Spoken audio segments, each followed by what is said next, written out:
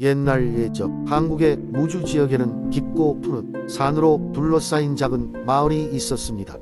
이 마을 사람들은 자연과 공존하며 평화롭게 살아갔습니다. 그러나 이곳에는 신비로운 소문이 돌고 있었으니 그건 바로 산속 깊은 고세 영혼의 나무가 있다는 것이었습니다. 마을 사람들은 그 나무가 수백 년, 아니 수천 년을 살아온 나무라 하며 그 아래에는 바람과 구름이 쉬어가는 비밀의 공간이 있다고 믿었습니다. 이 지역에는 윤이라는 소년이 있었는데 그는 아주 호기심이 많은 아이였습니다. 어른들은 그에게 산속의 깊은 곳으로 들어가지 말라고 일렀지만 어느 날 그는 마음의 불안함과 모험심에 이끌려 영혼의 나무를 찾기로 결심했습니다. 윤은 길고 험난한 산길을 따라 깊숙이 들어갔습니다. 길을 따라가다 보면 시간이 얼마나 흘렀는지 밤이 되어도 알 수 없을 정도로 짙은 나무들이 그를 둘러쌌습니다. 피곤한 몸으로 잠시 쉬고 있을 때 그의 앞에 반짝이는 작은 불빛이 나타났습니다. 그 빛은 노란색 나비로 변하더니 윤에게 손짓을 했습니다. 호기심이 많은 윤은 나비의 뒤를 따라가 보기로 했습니다. 나비는 마치 그가 길을 잃지 않도록 도와주기라도 하듯이 앞에서 환하게 빛나며 윤을 이끌었습니다. 험한 바위와 빽빽한 나무 사이를 헤치고 나아가던 그 순간 윤은 놀랄만한 광경을 보게 되었습니다. 그곳에는 정말로 거대한 나무가 있었습니다. 영혼의 나무는 상상이 안 될 만큼 굵고 높았으며 나무 주변에는 눈부시게 빛나는 하얀 꽃들이 만발해 있었습니다. 윤은 나무 옆에 조용히 서서 그 신비로움의 마음이 저절로 안정됨을 느꼈습니다. 그 드넓은 나무 아래에서 윤은 자신도 모르게 깊은 잠에 빠져들었습니다. 꿈속에서 윤은 나무가 들려주는 신비로운 이야기를 듣게 되었습니다. 나무는 마을이 얼마나 오랜 시간 자연과 더불어 평화를 이뤘는지를 말해 주었고 사람과 자연의 조화가 어떻게 이 땅을 지켜냈는지를 보여주었습니다. 아침이 되자 윤은 눈을 떴습니다. 나비는 사라지고 윤은 자기가 깨어났다는 것을 알았습니다. 그는 심장 깊숙이 어떤 변화가 찾아왔음을 느끼며 나무에게 감사의 마음을 가지게 되었습니다. 마을로 돌아온 윤은 영혼의 나무와 그 아래에서 들었던 꿈 이야기에 대해 누구에게도 말하지 않았습니다. 대신 그는 자연을 소중히 여기고 마을 사람들이 자연과 함께 살아가는 법을 배우게 하기로 마음먹었습니다. 그의 이야기는 결국 그의 가족과 친구들에게도 자연스럽게 전해지게 되었고 무주 지역은 여전히 신비로움과 아름다움으로 가득한 장소로 남아 있었습니다. 세월이 흘러 무주 지역은 변하지 않는 법칙처럼 자연과 조화를 이루는 방식으로 사람들에게 평화로운 쉼터가 되어 주었습니다. 그리고 윤의 모험은 마을의 전설이 되어 세대를 이어 전해졌습니다. 그 전설에 따르면 영혼의 나무는 여전히 그 자리에 있으며 언제든지 필요한 사람에게 길을 비춰줄 것입니다. 두 번째 이야기. 옛날 예적 한국의 고성 지역에는 아름답고 신비로운 폭포가 있었습니다. 그 폭포는 마치 은빛 비단이 흘러내리는 듯한 장관을 이루었고 사람들은 그곳을 은빛폭포라고 불렀습니다. 은빛폭포 근처에 사는 사람들조차 그 폭포의 깊은 곳에 무엇이 숨어 있을지 몰랐습니다. 그렇지만 마을 사람들은 언젠가 폭포 깊숙한 곳에 어마어마한 보물이 숨겨져 있다는 전설을 들었습니다. 고성 근처의 작은 마을에 순수하고 친절한 마음을 가진 한 소녀 베나가 살고 있었습니다. 베나는 은빛폭포에서 잠시도 눈을 떼지 못할 정도로 매료되어 그곳을 자주 찾았습니다. 어느 날 폭포 근처에서 놀고 있는 베나는 은은한 노랫소리를 듣습니다. 그 소리는 어디선가 들려오는 똑같이 신비롭고 환상적인 멜로디였습니다.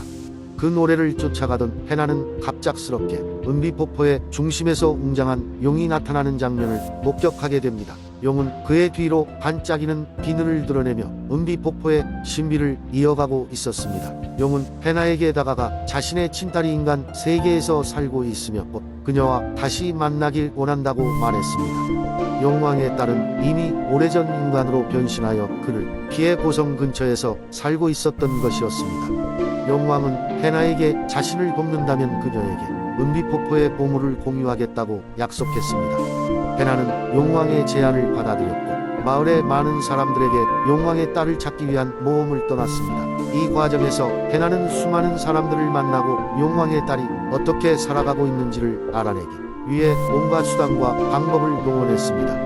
몇 주 동안의 탐색 끝에 베나는 마침내 용왕의 딸을 찾아내게 됩니다. 그녀의 이름은 수아였고 고성의 한 작은 마을에서 조용히 살고 있었습니다.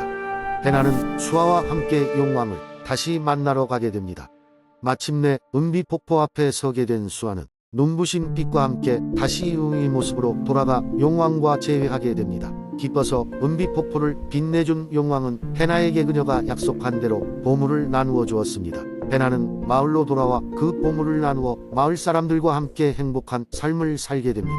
은비폭포는 여전히 그 자리에 있으며 사람들은 그 신비로운 이야기를 세대에 걸쳐 전해 내려오고 있습니다. 용왕과 해나 그리고 수아의 이야기는 고성의 전설이 되어 오랫동안 사람들의 마음속에 자리 잡게 되었습니다. 세 번째 이야기. 옛날 이쯤 대한민국 군산에는 바닷가 마을이 있었다. 이 마을은 바다의 축복을 받아 해산물이 풍부했고 마을 사람들은 언제나 바다에 감사했다.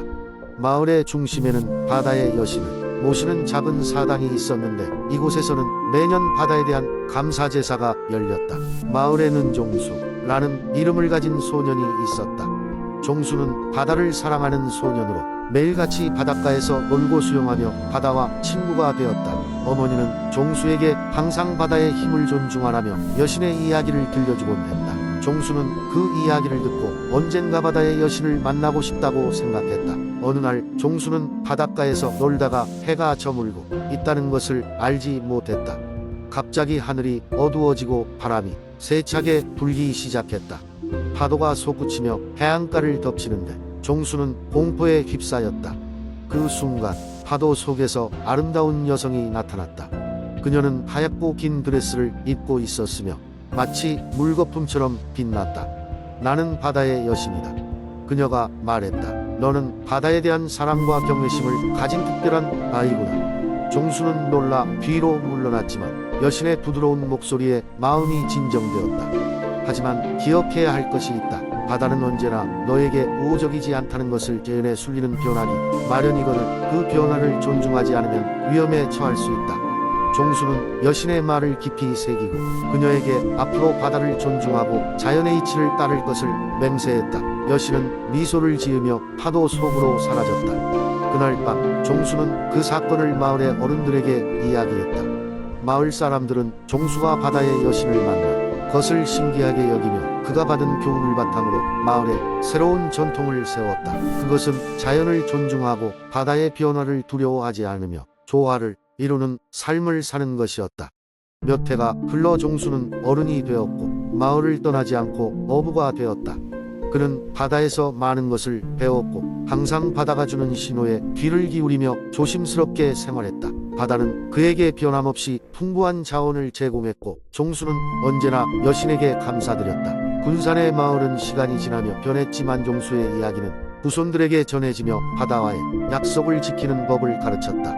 그렇게 이 마을에서는 사람과 자연이 서로 존중하고 돕는 아름다운 전설이 계속해서 이어지고 있었다. 네 번째 이야기. 옛날 지금의 강진 지역에는 철쭉으로 가득 찬 아름다운 산이 있었다. 이 산은 특별한 마법을 가진 철쭉들이 자라는 곳으로 알려져 있었다. 마을 사람들은 이 산을 철쭉산이라고 불렀다. 철쭉산은 그 자체로도 매우 아름답지만 철쭉이 피어날 때면 그 장관은 정말로 말로 표현할 수 없을 정도였다. 어느 날 강진 마을에 한 소녀가 살고 있었다. 그녀의 이름은 아라였다. 아라는 마음이 따뜻하고 하늘을 사랑하는 소녀였다. 그녀는 하루 종일 밖에서 노는 것을 좋아했고 가장 좋아하는 놀이터는 바로 철쭉산이었다. 아라는 철쭉을 사랑했고 그 철쭉들이 피어날 때마다 마을에 축제가 열리곤 했다. 아라는 늘 산꼭대기에 올라가 바람을 맞으며 철쭉의 향기에 빠지곤 했다. 하루는 아라가 산꼭대기에서 쉬고 있을 때 한 노인이 다가왔다. 노인은 아주 오래된 나이였으나 그의 눈은 반짝였다. 그는 자신이 철쭉의 수호자라고 소개하며 아라에게 말했다. 아라야, 너는 이 철쭉산을 사람들보다 더 사랑하니 나는 너에게 철쭉산의 비밀을 나누어 줄 테니 잘 간직하거라. 이 산의 철쭉들은 사람들의 마음을 치유하고 그들의 소원을 이루어주는 힘을 지니고 있다네. 그러나 그 소원을 이루기 위해서는 진실한 마음과 선한 의도가 필요하단다. 아라는 놀랍고도 기쁜 마음으로 그 이야기를 들었다. 노인은 아라에게 한 알에 철쭉 꽃씨를 건네며 말했다. 이 씨앗을 잘 간직하고 너의 마음 깊은 곳에 저장하여라. 그리하면 내가 진정으로 필요할 때 그 꽃은 너를 도울 것이라. 시간은 흘러아라는 성인이 되었고 이제는 자신의 작은 가게를 운영하며 마을 사람들을 도왔다. 그러나 가게의 손님이 점점 줄어들던 어느 날 아라는 철쭉산에서 받은 그 꽃씨를 떠올렸다. 그녀는 메마른 화분에 그 씨앗을 심고 간절한 마음으로 물을 주었다. 얼마 지나지 않아 짙고 붉은 꽃이 피어났다.